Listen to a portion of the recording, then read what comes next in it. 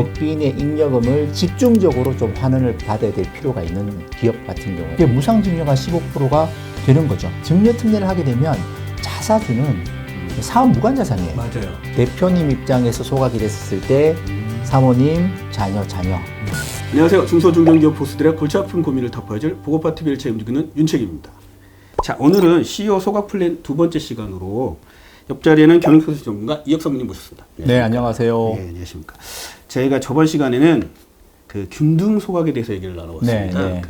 그냥 좀 이익 환원에 대한 포인트가 좀 강하게 있다면 이번에는 이 불균등 소각에 대해서 한번 알아볼 건데요. 그냥 단순하게 불균등 소각 뭘까요? 말 그대로 소각에 참여하는 주주가 있는 반면에 참여하기를 원하지 않거나 또 참여하면 안 되는 주주가 있는 경우 달리하는 거죠. 소각에 참여하지 않은 분은 만약에 참여하는 주주의 주식수는 없어지는 거잖아요. 소각되는 거잖아요. 그렇죠. 그러면 내가 갖고 있는 주식수 지분율은 그대로지만 전체적인 모수가 줄면서 나의 지분율이 올라가 버려요. 그렇죠. 네. 그렇네요. 그러면 이게 무상 증여 효과가 있잖아요. 그러네요. 지분이 더 늘어난 만큼 증여가 되는 거잖아요. 그러면 나는 가업 승계를 하고 싶어. 내 지분을 줘야 되는데 증여세 부담이 돼. 이런 회사 같은 경우에는 아주 효과적으로 활용할 수 있겠죠. 그러니까 결국은 불균등 소각은 뭐 이익 환원을 하는 것도 있지만 가업 승계 전략으로도 활용할 수 있겠네요. 그러니까 무상으로 증여 효과가 있다. 이게 필요한 회사라고 하는 경우에서는 잘 생각해 보시면 굉장히 활용하시는 데 도움이 됩니다. 또 반면에 타인 지분이 있고 또 어떤 회사 같은 경우에는 이제 차명 지분이 있는 회사도 있잖아요. 차명 주식이 있는 회사는 그분의 지분율이 변동되고 올라가기 때문에 그러네요. 그 부분들은 좀 조심스럽게 다뤄야 된다. 그러니까 차명 주식이 있을 때는 불균등 소각은 좀 조심해야겠네요. 네, 그렇죠. 오히려 그분한테 더 경영권이나 그럼요. 그런 의결권을 더 줘서 흔들릴 수도 있겠네요. 흔들릴 수도 있을 뿐더러 실제로는 매년 배당을 해야 되는 회사들이 있거든요. 잉여금은 계속 늘어나는데 잉여금을 처분하는 결손 말고 유일한 방식이 배당이잖아요. 근데 배당을 해야 되는데 타인 지분이 늘어난다. 그럼 요즘 이제 정률 배당밖에 실질적으로는 안 되니까 계속 배당을 해야 되는 경우. 반대로 아까 자녀의 지분율을 늘려야 되는 이유가 매년 배당을 해야 되는데 정률 배당밖에 되지 않는다. 그럼 이번에 소각을 통해서 무상으로 자녀의 지분율을 올려놓은 상태에서 그 지분율대로 매년 배당을 해야 되는 필요가 있는 회사는 배당하기 전에 사전 이런 그 불균등 소각을 한번 검토해 볼 필요가 있겠죠. 그러면 그 액면가 관련돼서는 뭐 어떻게 전략적인 게 있나요? 액면가라는 건? 액면가는 단순히 이제 세부담 자체가 너무 높으신 분은 그리고 아까 말씀드렸듯이 주식수가 많고 자본금이 넉넉한 회사는 뭐 굳이 저가나 시가로 하지 않아도 액면가로 소각해도 괜찮죠. 그럼 여기는 이제 약간 시가냐, 저가냐, 고가냐 이런 게 좀 키포인트가 되겠네요. 네, 그렇죠. 그럼 먼저 이제 시가 불균등 소각에 대해서 한번 말씀해 주시면. 시가라는 경우는 이제 뭐 저가나 고가도 마찬가지입니다만 액면가보다 어쨌든 높은 가격으로 보상을 법인한테 받는다. 그렇죠.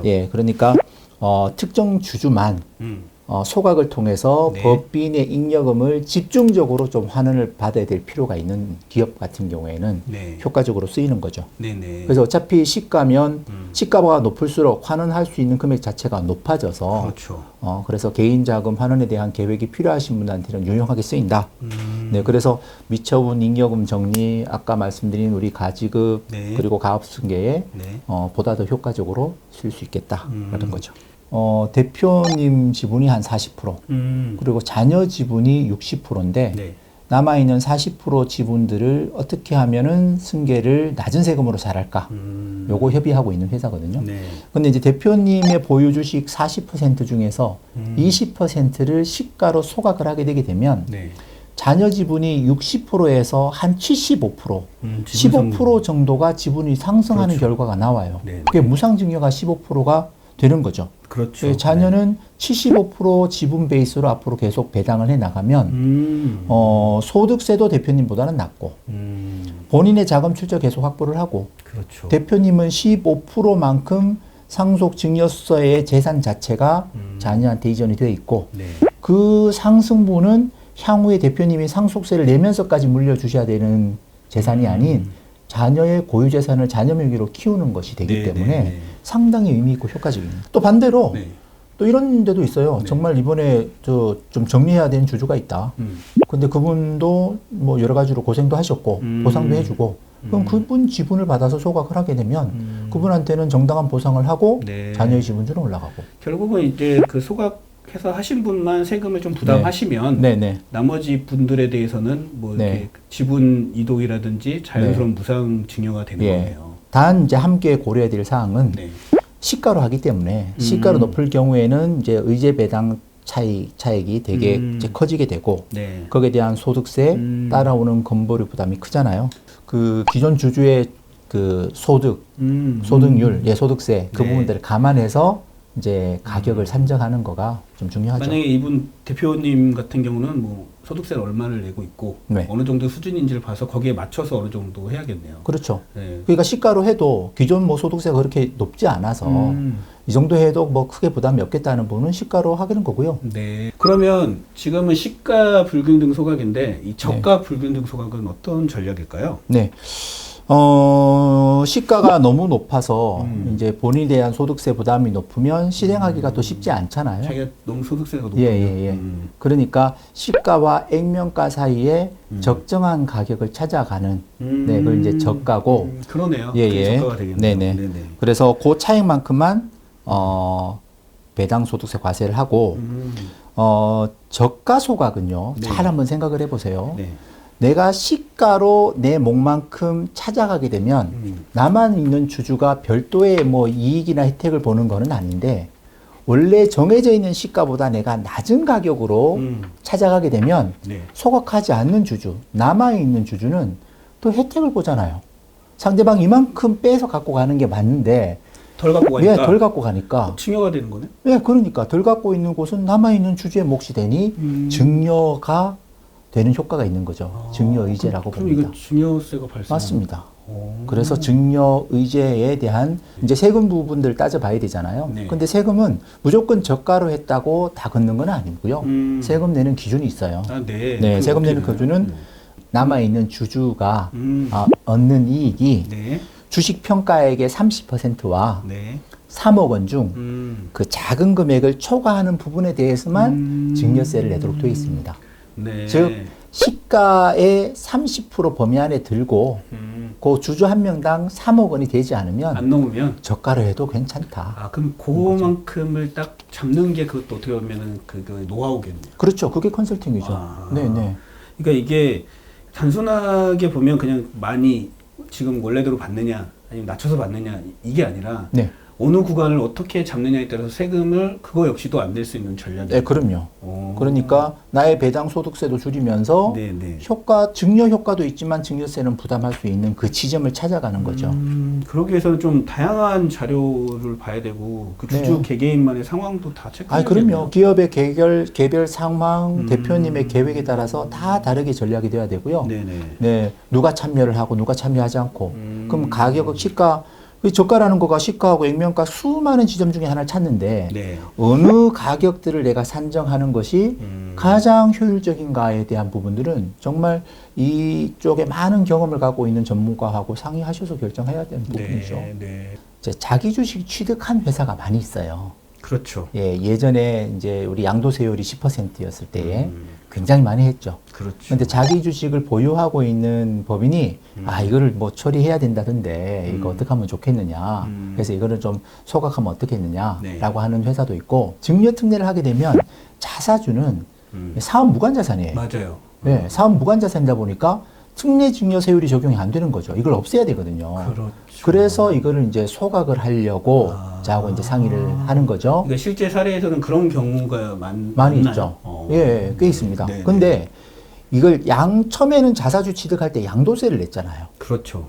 근데 소각을 하게 되면 의제 배당이거든요. 그렇네요. 그러면 내가 처음에 10% 싸게 냈던 양도세는 예, 내가 다시 돌려받고 현재 시가로 소각하게 되면 시가 차익에 대한 배당 과세가 돼서 배당 소득세를 다시 내는 거예요. 그럼 그때 냈던 걸 다시 그냥 돌려받고. 예, 원칙은 그렇게 됩니다.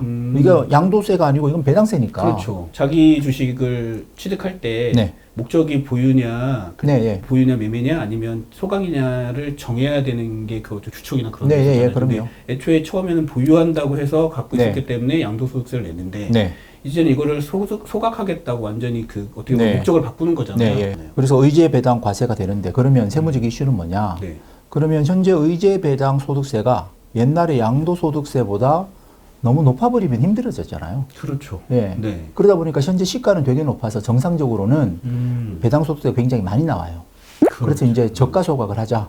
예, 그러면 저가로 제가 소각을 하게 되게 되면 시가 기준의 30% 미만으로 더 밑으로 저가하게 되면 남아있는 주주하에 증여세 문제가 발생하는 거고 그렇죠. 또 너무 이게 저가 소각에 대한 부분들을 시가하고 근접하게 해버리게 되면 배당 소득세가 되게 많이 너무 많이 나온다는 나오고, 거죠. 네. 그 두 개를 좀 비교를 했어요. 네네. 그래서 제가 거기에는 일단은 증여세를 내더라도 현재 지금 그 소각하는 대금 자체를 많이 좀 낮추는 게 유리하기 때문에 네. 30% 시가의 30%보다는 훨씬 낮은 가격으로 저가로. 예, 저가로 소각을 했고요. 네. 그래서 증여세 계산식에 따라서 증여 가액을 산정을 해보니 부모 두 분은 한 분은 1억 4,700만 원, 네. 한 분은 7,500만 원의 증여로 한 걸로 나와요. 증여 가액이 계산이 됐는데 네네. 부부는 서로 6억 원까지는 비과세잖아요. 공제를 받지 않습니까? 그렇죠. 네. 그러니까 세금이 없는 거고 이제 자녀 두 사람은 3,600만 원씩 증여이익이 계산이 됐어요. 네네. 거기에 대해서는 증여세 10%씩 내니 실제로 소각을 하면서도 한 720만 원 정도 자녀가 세율로 정리가 될 수 있으니 네. 예, 이런 부분들을 현재 검토하고 있는 상황입니다. 그러면 본인이 소득세를 더 내면서 증여세를 안 내는 것보다는 증여 공제 한도라는 것들이 남아 있어서 네. 네, 차라리 현저하게 저가로 하고 증여세를 부담하는 부분들이 좀 더 유리해 보여서 네. 세무사하고 상의를 해서 이렇게 지금 협의를 하고 있습니다. 그러면 이거 같은 경우는 보통 우리가 흔히 얘기했던 이익 소각 의제하고는 크게 문제가 없는 상황인 건가요? 네, 배우자 증여라는 쿠션을 쓰고 있지는 않기 때문에 네, 네, 관계없는 거죠. 각각의 남아있는 주주의 증여이익을 생각하는 거거든요. 그러니까 그건 가족 주주였으니까 가족 주주였어요. 대표님 입장에서 소각이 됐을 때 사모님, 자녀. 사모님 주식이 소각됐을 때 대표님, 자녀.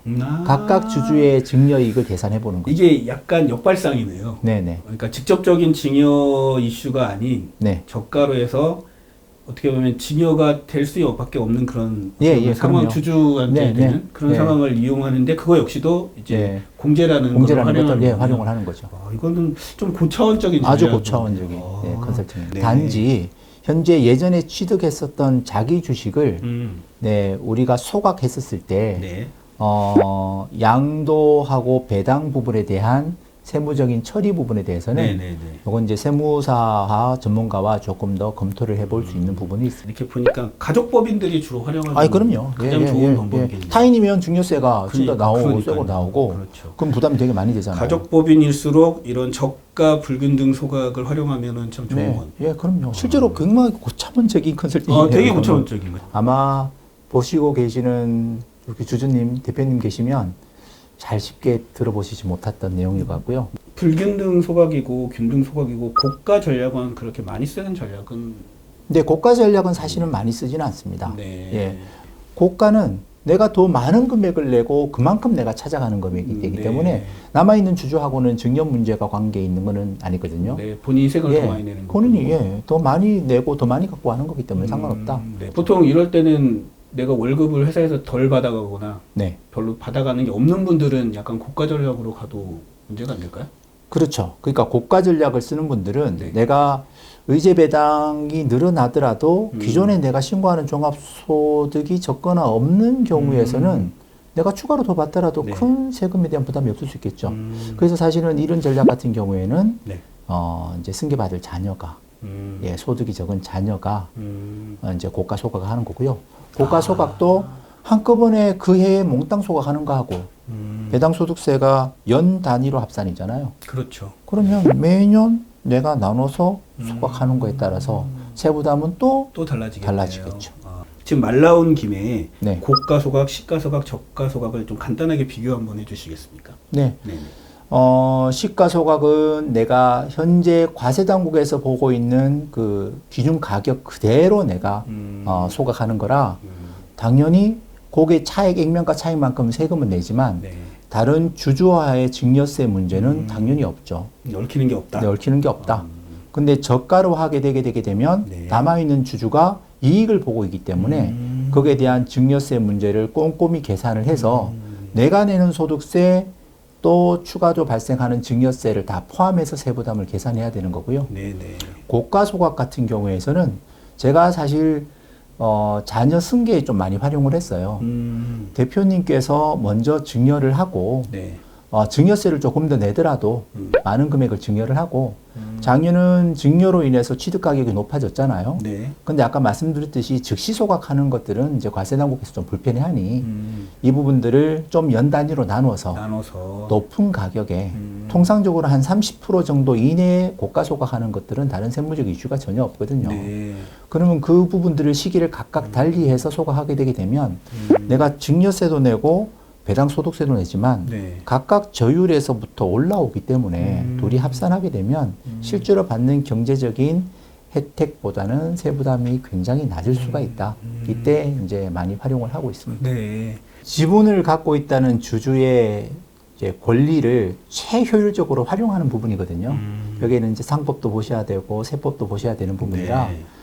각 회사의 상황 또 대표님의 계획이 다 다르잖아요. 네. 그래서 아까 저희가 말씀드린 여러 가지 유형들을 가장 잘 효율적으로 활용할 수 있는 방안을 전문가하고 잘 상의하셔서 결정하시면 도움이 되실 것 같습니다. 네, 맞습니다. 회사의 그런 상황과 각 주주의 상황 그리고 네. 이제 모든 종합적인 판단을 꼭 네. 전문가 상담을 통해서 해보시고 시행을 했으면 좋겠습니다. 네, 그렇습니다. 오늘 내용 이상 마치고요. 다음 시간에 더 좋은 흥미로운 내용으로 찾아뵙도록 하겠습니다. 감사합니다.